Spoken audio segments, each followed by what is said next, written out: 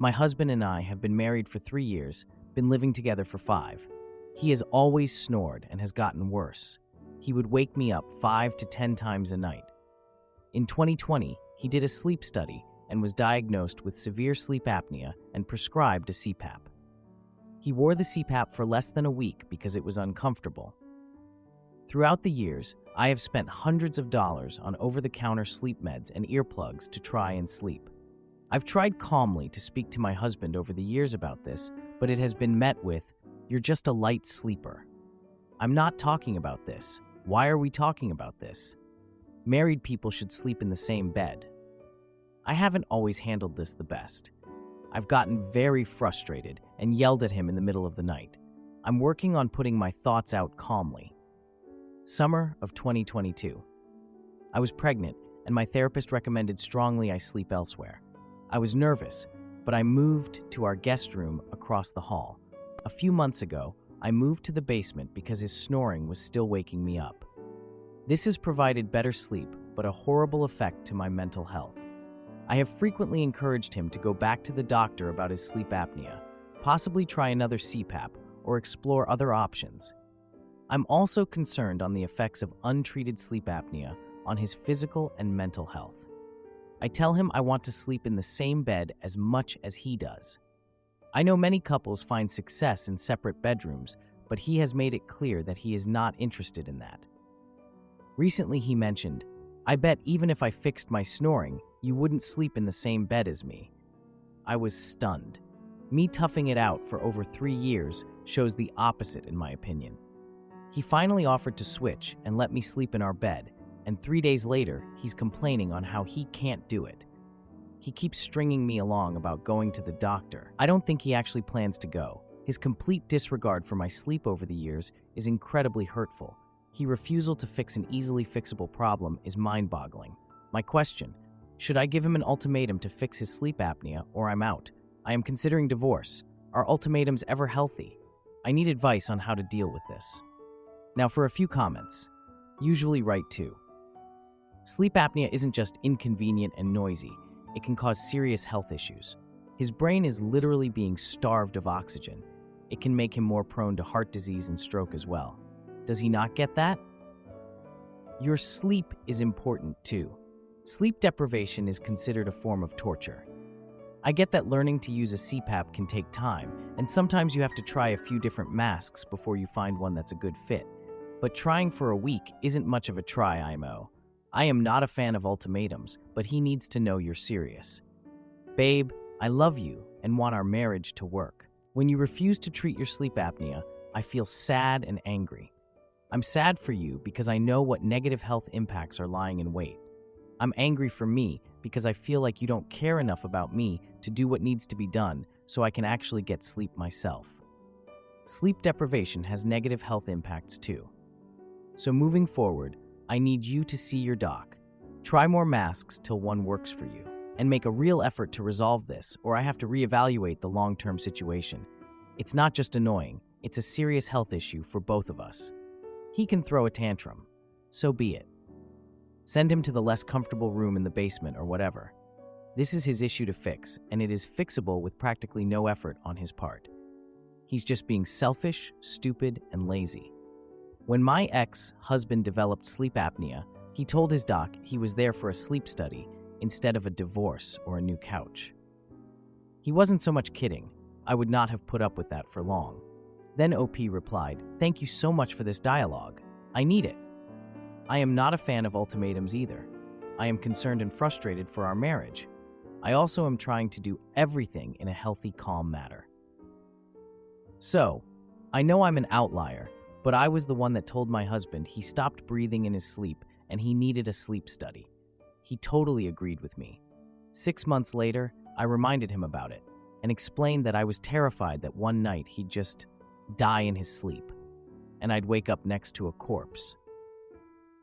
He made an appointment for the following week.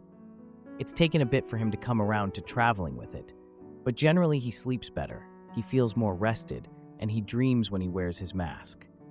I think a solid boundary of, "No, I won't share a bed with you unless you're using your sleep mask" is reasonable. Or you can wake him up every time he wakes you up. Don't get angry, just shake his shoulder until he's as fully awake as you are. If that's a reasonable standard for your sleep quality, it's a reasonable standard for his. Have the conversation after buying a variety pack of mask types for him to try. There's also a mouth guard that's incredible but needs to be refitted every time you have dental work done.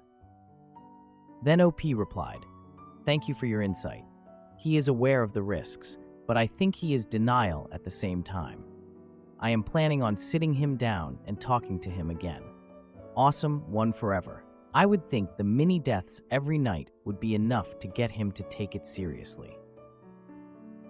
There is a new device called Inspire. You should have him check into it. If he loves you and wants to be with you, he should consider it. Also, for his own health." Then OP replied, "That is what he's talked about, but I believe he is very nervous to have surgery, which is understandable. I think he just puts his head in the sand and pretends nothing is wrong. Yes, I had a mild case of sleep apnea, but the surgery isn't all that invasive and can be done in an afternoon. He should consult a physician about it and get more information. That would put him a lot more at ease about it. Or you could do all kinds of research and then present him with the facts."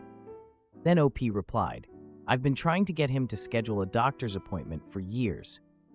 I think him scheduling one would even do wonders for our marriage. It would show progress. Now for the 8-month update. Edit. Everyone's saying that he needs a CPAP. I agree. This is what I've told him for 5 years. Everyone that's saying he should try this, I guarantee you I've presented that as a solution for him. The Inspire implant, BiPAP, mouth guards, surgery, etc.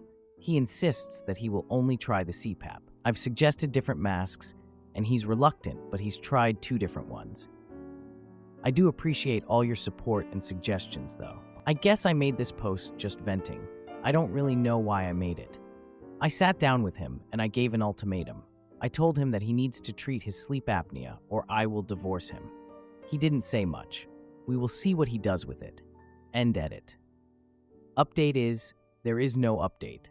I am considering filing for divorce by the end of the year if this doesn't get resolved. For the past 5 years, my husband's sleep apnea has been a significant challenge in our marriage. Initially, I slept next to him, but his snoring made it difficult for me to get restful sleep. Despite trying different solutions like earplugs, my sleep continued to suffer. When I became pregnant, I reached a point where I couldn't handle the lack of sleep anymore. On my therapist's recommendation, I decided to move to the spare room across the hall, and we've been sleeping separately for the last 2 years. A year ago, his snoring became so loud that it started waking me up from across the hall, forcing me to move to the basement to get some rest. Unfortunately, sleeping in the basement took a toll on my mental health. After several conversations with him about my concerns, I expressed that I didn't want to sleep in the basement anymore and asked him to see a doctor for his sleep apnea. Instead, he started sleeping in the basement himself, which felt like a temporary fix rather than a long-term solution. The issue persists, especially when we travel, as our daughter and I end up sharing a room with him, and his snoring makes it difficult for us to sleep. I'm increasingly concerned about how this might affect our daughter's sleep as well. I recently sat down with him to express my concerns about his health and the impact this situation is having on our marriage. I shared that I was worried about the potential long-term consequences, both for him and for our relationship, because I have read studies that state that people die in their early 30s with untreated severe sleep apnea. In response, he made a comment that deeply upset me. He laughed and said, "At least I have 10 more years." Though I've tried to stay calm throughout this, I couldn't hold back my frustration in that moment. After I lost it, he did go to the doctor and got a new CPAP machine, but wearing it consistently has been a challenge for him.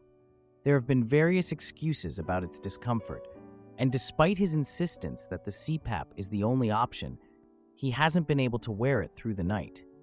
We tried sleeping in the same bed again, but I found myself waking up multiple times to remind him to put the CPAP back on.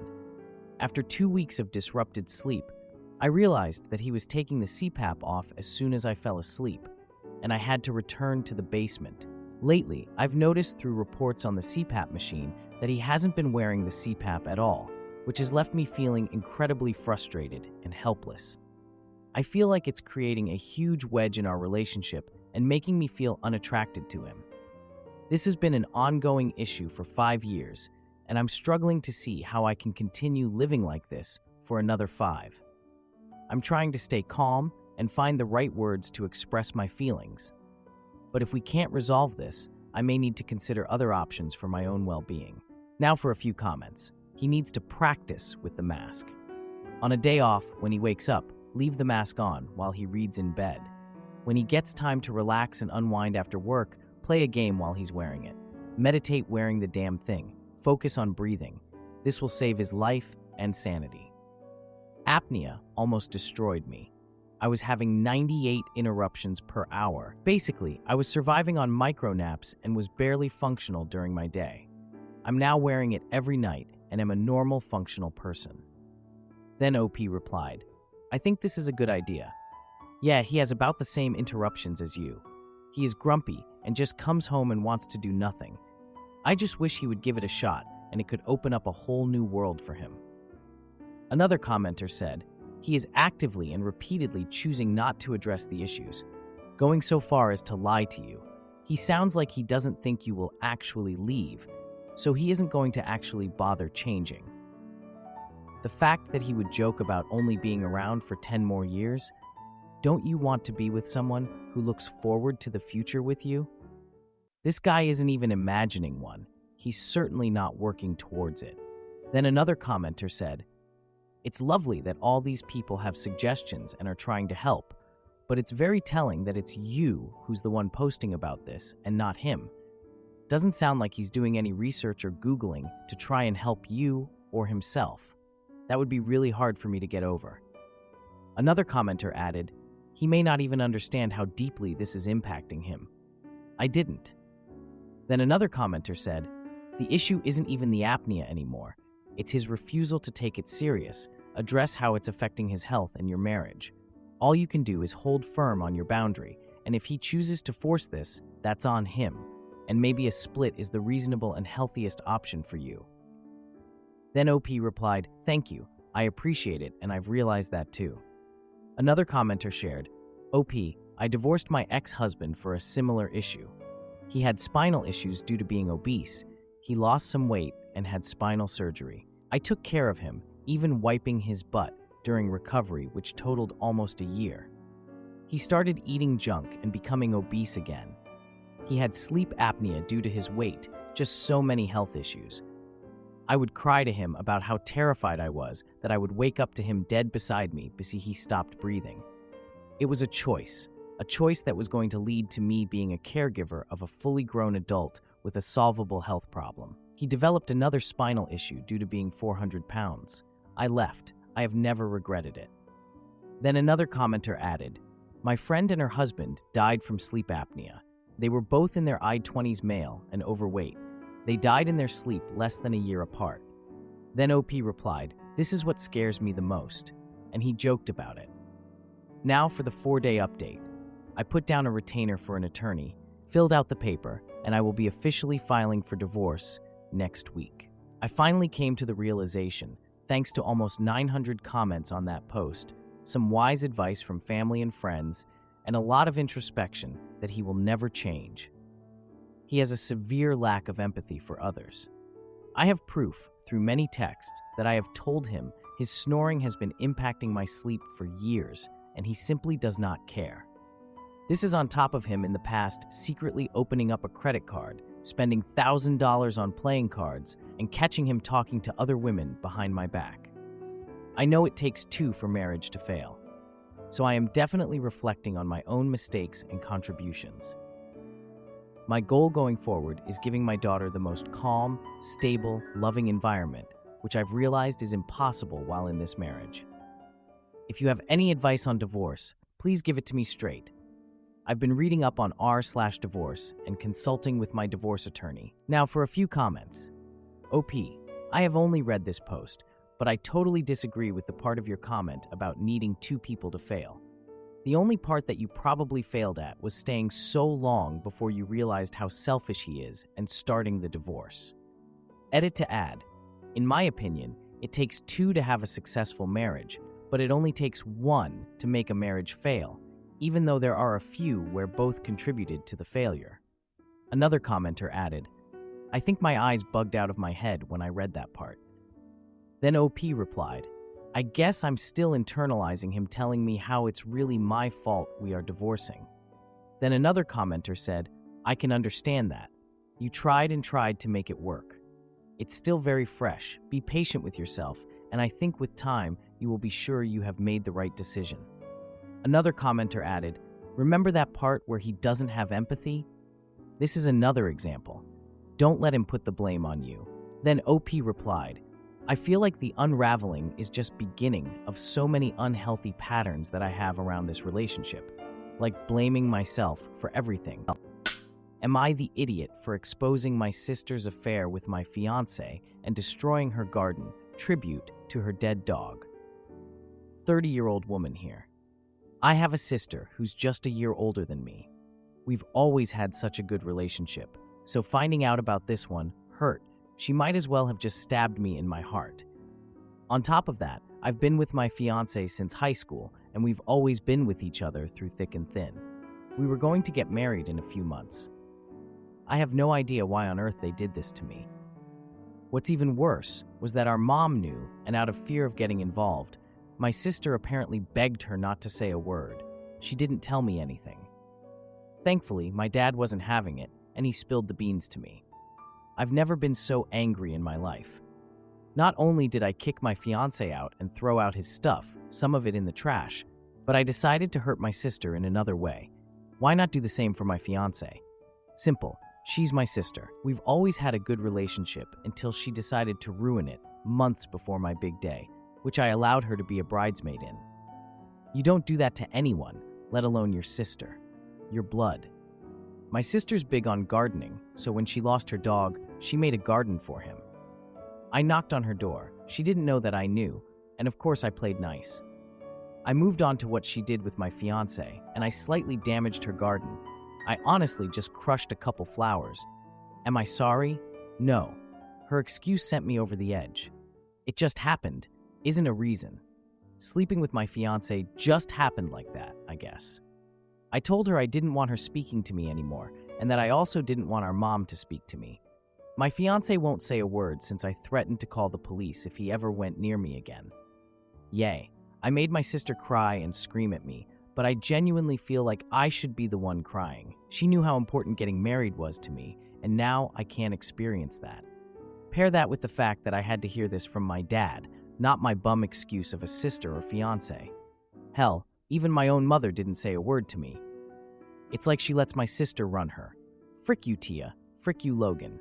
If they ever see this, I'd be absolutely delighted. Now for the update. Hey everyone. Seems like my other post has been deleted. Thanks again for the comments and support. I found out quite a bit. To start off, I did expose her and my ex on my story. I unblocked them both to tag them. Shout out to the commenter who wrote down what I should say. I saved it and wrote it, but added some other words of my own. My ex actually blocked me after he saw my story. I sent my Reddit post to my sister after. At the time, she didn't see, but I got a call from my ex's mom. She was furious about everything, but she asked me how I was holding up and if I've heard the news. My heart sank a little because I honestly couldn't bear to hear any more bad news. I asked her what she was talking about. She said, "So you haven't?" I said no and asked her to tell me. My sister's pregnant. Apparently, he told her in an attempt to make her chill out on my sister. I didn't want to hear any more, so I told her I needed to hang up the phone. Thankfully, she accepted because I literally burst into tears 2 seconds later. After 5 minutes of crying, my sister responded to my story and text with the Reddit post link. She was texting me in all caps, begging me to take it down. If I wasn't so upset, I would have laughed a little, but I just sat there watching her blow up my phone. I got even angrier when she said, "I'm coming over and I'm telling Mom that you're spreading my business online." All right, you big baby. Still never responded though. I felt frozen. 30 minutes later, she's trying to break my door down, so I opened it in a fit of rage and I started screaming all kinds of shoot at her. She kept screaming at me to take it down, and I told her that's gonna stay up for as long as I want it to.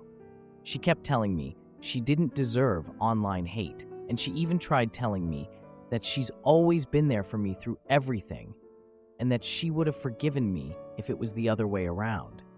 That's when I punched her. A small part of me felt guilty. I'm not the fighting type, and that was probably evident in my last post, haha. But she retaliated by saying, "It's not my fault, he was tired of you." And that's when I told her that I hope she ends up like her dog, and that she deserves every bit of hate she's getting for ruining my relationship. I even apologized for not ruining her entire garden and her stupid face at first. I know I'm wrong for saying this, but the entire time, she was playing the victim. She called me evil and told me to rot in hell. Kept saying I was punishing her over a mistake. I said, "You have no idea what you've put me through, and I know you would have done the same thing if you were the victim." She kept crying and insulting me because all she's ever done was support me through everything, and I had the nerve to hurt her and allow strangers to bash her on the internet. I told her she deserved it, and I don't want her talking to me ever again. And if she comes near me, I'm calling the police. She kept saying I was being extremely unfair and that she said she was sorry in her texts, but I wasn't having it. I told her to tell Mom I'm not talking to her again either. She asked me if I was really going to cut her off like that, and I just wished her good luck with her unwanted child and told her to go home. That was the last time she walked off my porch. Anyway, I had to clean up my favorite vase because she smashed it, but it doesn't even matter. At least they're out of my life. However, it's weird how sad I feel now. It's for my own good, but damn, I'll never experience the bond we had again. On the bright side, seems like I've dodged 2 bullets. Thanks again though, everyone. Maybe I do need therapy. Last edit to say that my dad called not too long ago asking me to take every post down because according to my mother, my witch sister is bawling her eyes out over mean people on the internet. As if I'm taking anything down. My dad's pissed about her pregnancy, but my mom continues to defend her by saying we need to chill out on her a little bit. This is why I'm not talking to her. Thanks again though, everyone. I'm exhausted and I need to worry about other things. I've officially decided to go LC with my dad today. Surprisingly, he wasn't that upset about it. However, he's still on team, take down the posts, and that's why I made my decision. My mom wants nothing to do with me, because if I wasn't going to respect the family, there's no point in trying to get to you. Wow, it's almost like that's what I wanted. My cousin and my ex's sister have been supporting me. Apparently, my sister has had meltdown after meltdown because more people are slowly finding out about the affair, not only in person, but on the internet. She actually got into it with my cousin online, and according to my cousin, my sister keeps asking her to tell me to take down the posts because she's sorry, and she felt pressured into doing what she did. Last I even heard about my ex was from his sister. She told me that they did speak, and although he's not ready for a child, he doesn't feel comfortable leaving my pregnant sister on her own. He also wants me to stop what I'm doing, but oh well, they're made for each other. Anyway, I've surprisingly been feeling a bit better, thanks to my cousin and my new sister, as I like to call my ex's sister now, haha. I've actually gotten some good sleep. Still considering therapy too. A very tiny part of me feels pretty bad for exposing my sister and ex, and I'll always miss the relationship I've had with them, even despite my last encounter with my sister. But they've hurt me, and it's what they deserve. If they're not taking it well, that's their problem. Thanks everyone once again. Now for a few comments. Speaking of her friends, I actually have no idea what they think about this, but I can assume they found out, of course. My sister is not taking this well, so I'm assuming they're pestering her with questions too. About telling sister that the postings are staying up because they are the truth.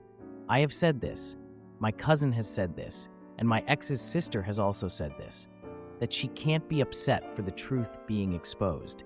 She doesn't see past her delusion. She's clearly more worried about her reputation than my feelings. She has the nerve to make herself sick, crying about her life being ruined. My dad told me she's sick and crying all the time to get me to take down the posts when she ruined mine. I really don't know her anymore. Am I the idiot for breaking up with my girlfriend because she couldn't handle me? Calling my dad sir. I am from the deep south of the United States, while my girlfriend is from New England. We met at college when we were both freshmen and have been dating for 3 years. Because all of my family is from the South as well, I was hesitant to introduce my girlfriend to them. So they just recently met her about 6 months ago. I'm very lucky in that my family has been supportive thus far. My girlfriend likes my family as well and has fit in well. However, there has been a problem since the beginning that has been worse than normal lately. The problem is the fact I call my father sir. Not exactly exclusively, I do still call him dad, but most of the time I'm addressing him as sir. For some reason, this makes my girlfriend uncomfortable. The first time she brought it up was after the first time she met my parents, mostly commenting on how she thought it was a little silly. I laughed with her and explained it was just a cultural thing and thought that would be the end of it. It was not the end of it. She brought it up nearly every time we saw my parents, and it quickly turned from joking to explaining how it made her uncomfortable and that I shouldn't feel like I have to call my dad that. I explained on multiple occasions that I didn't feel like I strictly had to call him sir, and that it wasn't something that I was punished for not doing as a child or anything. It was just how things were. I call everyone I interact with sir or ma'am, from my 4-year-old cousin to any adult I speak with. She just didn't seem to get it. I understand that isn't really a thing where she's from, but that's just how things are down here. Things came to a bit of a head a few days ago when we had dinner at my parents' place, and as usual, I called my father sir. No different than any time I was with him. I noticed my girlfriend was a little quiet at dinner, but I didn't think much of it since sometimes she is on the quieter side. However, when we got in the car afterward, she started talking about how I call my dad sir yet again. She explained that it made her uncomfortable because that is a title used for someone who has authority over you. She used the example as in the bedroom, and I shouldn't believe my father has any sort of control over me. I explained that I respected my father as he raised me to be the person I am today, the same with my mom, and once again tried to say that it was little more than a cultural difference between the two of us. I'm not sure exactly what set her off, but she went off about how it made it sound like me and my father had a weird relationship, and that it sounded like a fetish. I'll admit, I got angry when she said that, but I did my best to not overreact. I asked her if she felt the same way about me calling my mother ma'am, and she said no. In the end, she asked that I never call my dad sir around her or not, and that if I did, I was disrespecting her boundaries. I said plain and simple that I was not going to stop calling him sir, and she got silent and is not speaking to me. I honestly don't see how I might be the jerk here, but I want to hear from other people. If I'm truly in the wrong, I will do my very best to fix it and do better. Now for a few comments. Female the Goddess Hearse 1, NTA. It's really strange how she keeps arguing about what you call your dad when you've always called him that, and you have no problem with it. Thegranor. Is your GF messed up in the head? How entitled is she that she thinks she gets to dictate the type of relationship and how that relationship is expressed between you and your father? I normally am very critical of how quickly people on here jump to, get rid of your partner, they are toxic and horrible. But dude, she is literally trying to dictate how you speak to your father, whether she is around or not. You have to see how absolutely batshit insane that is, right? It is your father and your relationship with him. If you feel comfortable, that is all that matters. Calling him sir isn't weird. It is a cultural thing. I often refer to people as sir, even those younger than me, like at work and stuff. It is simply a sign of respect. It isn't like you are calling him master or something. Good Lord, not the idiot. Judgment, not the idiot. Now for the 10-day update. It's been several days since I made my original post, and I thought I would write out this update to clarify some things and explain some things that have happened since. First, some things to clarify. I not only call my dad sir, but pretty much every male in my life, from young children I work with to homeless people on the street. The same goes with calling females ma'am. It is just my father. My girlfriend has a problem with me calling sir, no other males. Also, for everyone suggesting or outright asking, the title sir has no place in our bedroom life. We use titles. That is not one of them. Anyway, I've tried several times over the past week to speak with my girlfriend about what went down, but she refused to talk for the most part, and I wasn't going to push her. It wasn't until tonight that I finally got a chance to sit down and have a real conversation with her. I read every single comment my original post got and asked her about several things. Someone suggested I ask if she had seen any example of my father trying to control me in any way.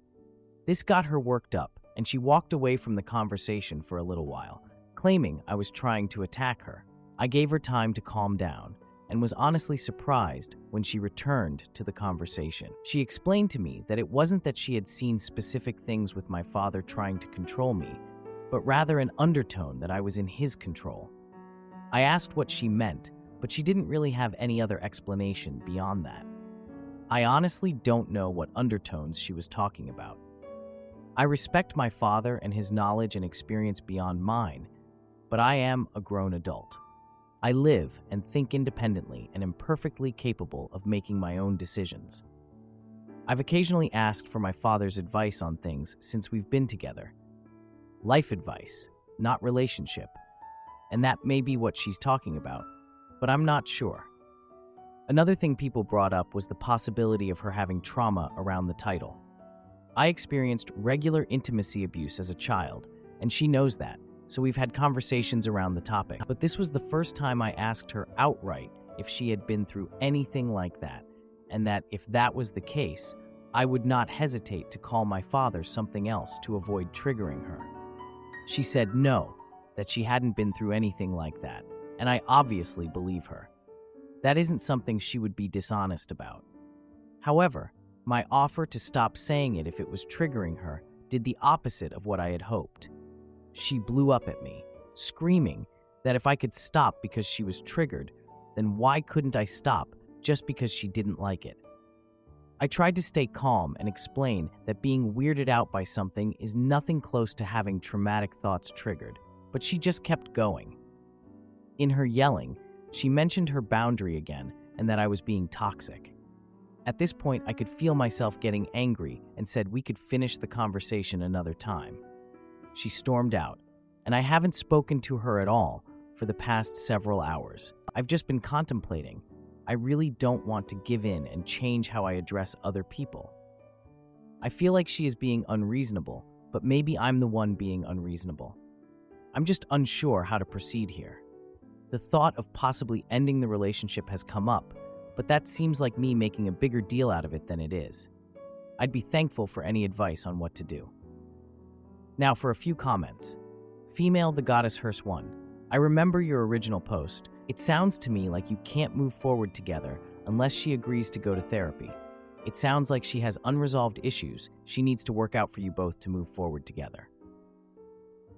Pleasant Koala 147. I'm going to repeat what a few people in your OP mentioned. Boundaries are rules about how you will respond to people's treatment of you. You cannot ever set a boundary on other people's actions or behaviors.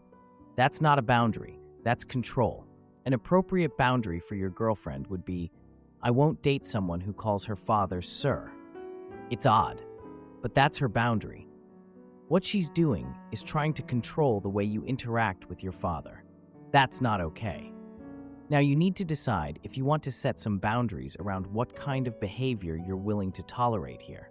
Because I'd be questioning her behavior in this relationship if her demand comes down to do what I tell you to simply because I've told you to do it. That is not the foundation of a healthy relationship. Now for the 2-day update. I plan for this to be my last update unless something crazy happens or I otherwise feel like I need to. I've read all your comments over and over again, and I want to thank so many of you for explaining how boundaries are supposed to work so clearly, and to those who presented reasons why my girlfriend might be uncomfortable. Everything has been helpful. Honestly, after posting my last update and getting comments about how my girlfriend is crazy and a walking red flag, I got a little defensive, not wanting to think that about her. But more recent events have really opened my eyes. My girlfriend returned to our home the morning after I posted the first update, but didn't want to talk. I didn't mind because it gave me more time to think. Eventually, I told her we needed to sit down and have a real conversation. No yelling, no accusations, and if she did either of those things, I would be pausing the conversation. She wasn't happy, but she agreed to it. I asked her again about trauma, more specifically her relationship with her father. I've interacted with her father many times and haven't noticed anything, but not all things are easily noticeable, so I asked anyway. She said that I was projecting my own issues with my father, which I don't have, onto her, and I can't comprehend an appropriate and respectful relationship between father and daughter. I did my best to not react to this and moved on. We talked in circles for a long time about everything that happened, and she eventually yelled out that she didn't feel respected in our relationship, that her telling me the first time that me calling my father sir made her uncomfortable should have been the end of it, that I shouldn't be prioritizing something as stupid as what I call my father over her, and that if I didn't stop, she would be breaking up with me. She also mentioned she didn't like how often we went to see my family, 5-ish times a month. That worried me, and I asked her if she felt unwelcome or anything around my family, and she said no, but talked about how I am an adult who needs to live my own life, and once again brought up breaking up with her if I didn't change things. I ended the conversation when it didn't seem like she had anything else to say, and said I needed to do some thinking. I've thought for a while, and finally have made the decision to break things off with her. It's not an easy decision, and I still feel a little ridiculous for breaking it off over something so little as this. But I've come to realize that it's not just that. If this is the kind of person she is going to be, and how she was going to go about conflict, I think it's best if I'm no longer with her. I haven't had the conversation with her about that yet, but I know I need to soon. I sometimes struggle to put my thoughts together the right way, so any advice on how to approach that without setting her off again would be appreciated. Again, thank you all for giving your thoughts. It's really helped me to understand things more and know it's not all a problem in my head. Now for a few comments. Stoic STFU. You should repeat her words back. You don't feel respected in the relationship, and you telling her that you would not stop calling your father sir or spend less time with your family, which should have ended the conversation about her issues with your doing so. The first time? Say you agree, and she shouldn't be with someone who she feels doesn't respect her boundaries and her deflecting, combative behavior, and actively avoiding real conversations, as well as the disrespectful and repeated disregard for your feelings hurt you, and you are not going to be involved with anyone who treats you the way she has. There's something wrong with her, and she's doing way too much to darvo you about it. You now know who she is, and it's strange how your relationship with your father has her having a conniption and trying to coerce you with the threat of ending your relationship for your calling him sir. Divine Tarot. Yeah, she's definitely toxic. It's a classic case of someone with a cooler relationship with family projecting an intimacy image onto warmer, more tight-knit families. It's a weird thing, really. Just as those with loving families can't process parental estrangement, those whose families were dysfunctional or distant can't process the idea of a family where everyone is just kind to each other and respects one another. When me and my siblings were growing up, a school counselor questioned my mother on why my eldest sister was protective of me and said it was unnatural. If your first response to someone having a close family bond is to assume intimacy, then you, or more specifically she, has a dirty mind. However, her desire to try and drive you away from your family is another really nasty trait that it's good you're avoiding. 5 times a month is not a lot, but apparently she finds it smothering. And of course, because she feels a certain way, that means you should jump to her tune? What about your tune? Does it not matter? That's where that kind of selfish thinking inevitably fails. She doesn't care about your feelings because hers are more important, more valid, more true, or whatever. So, again, it's good you're dumping her. She was quick enough as it is to threaten to break up with you anyways. Best to give her what she wanted.